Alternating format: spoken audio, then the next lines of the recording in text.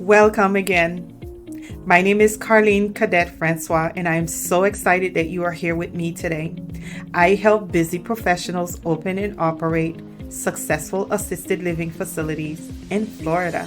So in today's module, we're going to cover some important information that you need to put together, and we're going to explain exactly why you need to put them together very soon. Getting your business structured and registering your business is part of the first steps of opening your assisted living facility. You want to, in Florida, you want to go to Sunbiz and you want to register your business, pick your name, and after you've registered your business, you've picked your name and you decide this is what you want to do. You want to also apply for your EIN number, employee identification number, or your tax ID number. You need all of this information so you can begin your zoning process. Then the next thing you would do is find your ideal property. And we're going to cover exactly what the ideal property is. And once you find your ideal property that is in the right demographics, you then going to reach out to City Hall. You're going to send a zoning request letter or email. I have a template also included with this course for you. And you're going to find out if this property is zoned for assisted living.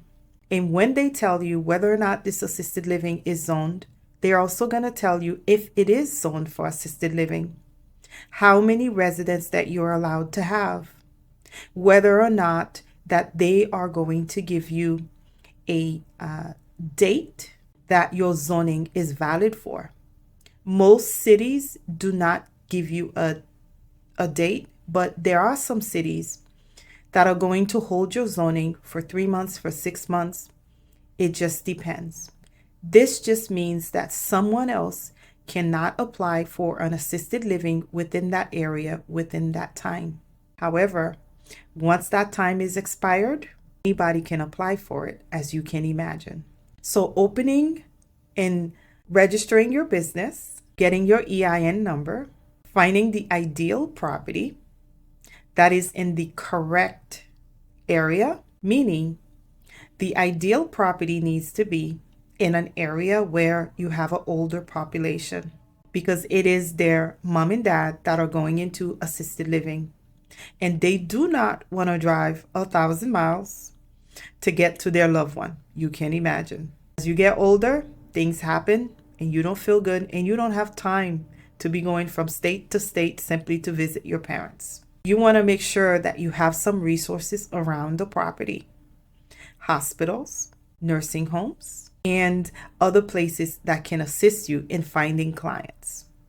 This is why your ideal area, your ideal property, which will have the correct layout, open space, level grounds. You don't want upstairs, downstairs. You want to be able to come in and you want to make it safe for your residents. You want to be able to, you want your property to be easy to get to. No one wants to go through 1,000 school zones to be able to visit their parents. Think about all of that as you begin to look for your property.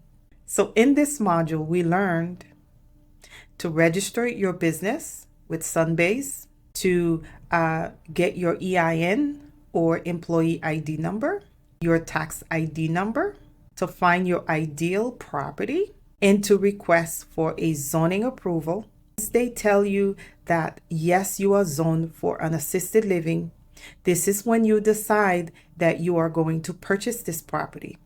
However, if you already have a property, you want to follow all of these steps, and you want to make sure that you reach out to City Hall before you start making any type of major installations and find out if you are zoned for assisted living. Once you have all of this information, City Hall is going to give you a response, and with that response, you can decide what you want to do. Without further ado, I will see you in the next module.